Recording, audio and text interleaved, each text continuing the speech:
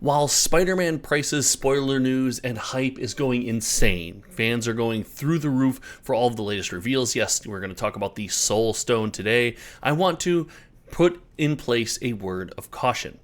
I think there might be some things that we are not considering priced into the cost of these boxes. Join me today as we talk about Spider-Man prices, where they're going, where they might be, and all of the things creating this hype cycle that, frankly, is unlike anything I've ever seen before.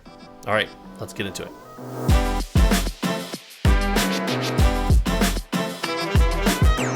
For those who don't know, my name is Josh. I've been around the trading card space for the better part of 2 decades. I'm not a store owner, I'm just a fan, and I make YouTube videos in my basement because it's something that I really enjoy doing. If you like content and conversations like this, make sure you hit the subscribe button down below because it helps a small channel like mine more than you can possibly imagine.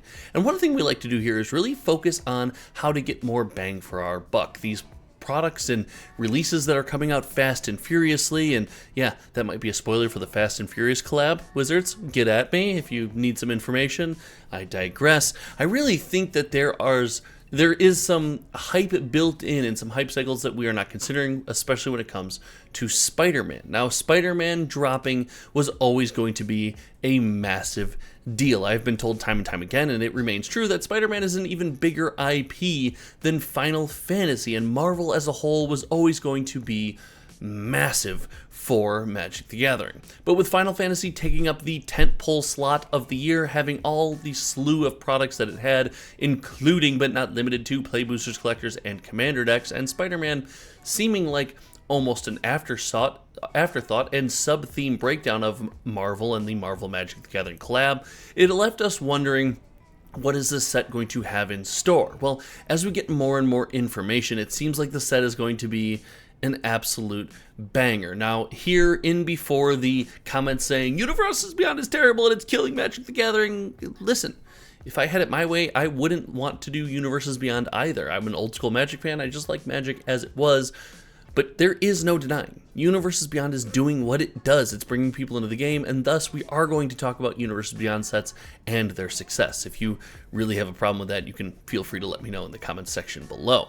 But Spider-Man was always going to be a success, but it was yet to be determined, is it going to be as much of a success as Final Fantasy? Well, looking at the early pre-release prices, we do have some small indicators that say, hey, at this point, Spider-Man is slightly more expensive than Final Fantasy was at that point, and it's slightly more hype, and more people are talking about it in the Google Trends, and yada yada yada. And to that I say, there are other factors at here than just the excitement of the IP. I'm not here to sit here and debate with each and every one of you about which is the more popular IP and what's going to sell more Magic the Gathering boxes. It's been said that Final Fantasy is the best-selling Magic the Gathering set of all time by Wizards of the Coast to this point, but they've also said that Spider-Man is breaking records in its own right.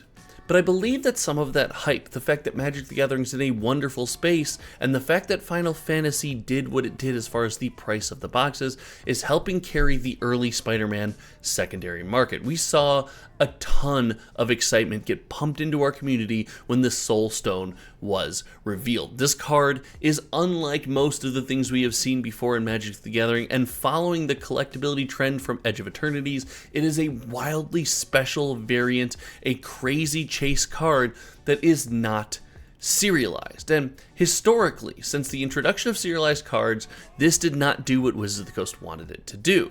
However, Magic was not in the place that it is right now. Because of this, we are coming around to the collectibility of special chase variants like this when they are special and they are chase variants. And while yes, the hype cycle of Magic the Gathering, the hype cycle that Final Fantasy and everyone has brought into the fold cannot be calculated, something we can calculate is the fact that Magic the Gathering collectibility is stronger than it has been in a long, long time. Looking back at the start of this era, with kicking off with the Brothers War and the introduction of serialized cards, Wizards of the Coast told us they're going to lean into collectibility. I'm going to do a whole video on Magic collectibility here, but I want to do a sub-point, so make sure you're subscribed to the channel and stay tuned. The sub-point is, they told us we're going to lean into collectibility, and it's working. And whether you are a hardcore Magic collector buying crazy hundreds or thousands of dollars of cards, or just someone buying some foils to bling out your Magic deck, there's something for you. More people are Magic collectors than they would even realize based on what they're buying, and because of that, Magic collectability is helping to drive these prices up. but that is subject to community excitement. I will make this clear. I don't think this is going to have an effect on Spider-Man. I think Spider-Man in the short term, Spider-Man in the long term is going to be a wildly healthy Magic the Gathering product. In fact, I think it's going to go for a ton of money, and I really think it's kind of sad that the collector booster boxes are almost $1,000 before pre-release. I do wish that products had the chance to grow and explode in value more naturally in a more balanced ecosystem. The fact that things are pumping this hard before they're even released it's a bit precarious. It's a bit scary to me, but it does show that we, the community, have embraced the model. We are willing to spend our money. And before you're down in the comment section yelling, it's only scalpers, it's absolutely not. I have a whole Discord down there of people buying these products, buying, opening, enjoying, playing with these cards. There are consumers out there that do that, from the $100 booster box level all the way up to the $1,000 collector booster box level. There is something for almost everyone right now in Magic the Gathering. But I would say that some of that hype is priced in to Spider-Man. I really do think that these prices might be going up, if not only slightly, still slightly faster than they would have otherwise if we were not in the world that we are in right now. And because of this, I am going to do the same thing I do to everyone in my Discord, and spread a word of caution. Be careful overextending yourself on cardboard. Magic the Gathering is still wildly accessible. But how can you say that? The booster boxes are $1,000. Well, no. The collector booster boxes are $1,000. A standard deck is still relatively affordable. You can build a commander deck with regular versions of things for very cheap. Heck, I do it all the time. And while yes, the price of these products is going up as far as the chase and collector variants, the normal play booster boxes still sit in a relatively affordable range. Now, I know Spider-Man, Final Fantasy, the Universes Beyond collector boxes that have the crazy IP in there are going to be more expensive. But heck, Tarkir Dragonstorm, Bloomburrow, Duskmourn, well, going back to before we had play boxes, to things like Lost Caverns of Ixalan, Aetherdrift, Murders at Karlov Manor, all of these sets had a time when the play booster boxes were wildly accessible. You get them, open cards, crack packs with your friends, and play some Magic. This goes double for regular treatments and variants of card, outside of staples that will, yes, always be expensive in a card game. That is how the card game works. Most of these cards are wildly affordable in their base versions. Heck, some of them having hundreds of dollars of price swings between the highest cost version and the base version that, is just for playing in your deck. With all these factors in mind, it's important to remember that, yeah, I know that no one's going to like me saying it, but Magic is accessible at that level. What's not accessible is the chase variants and the booster box opening experience of the very high-end collector booster boxes. I've said it before, I'll say it again. I don't mind that collector booster boxes are collectible. I wish it was a more natural collectibility.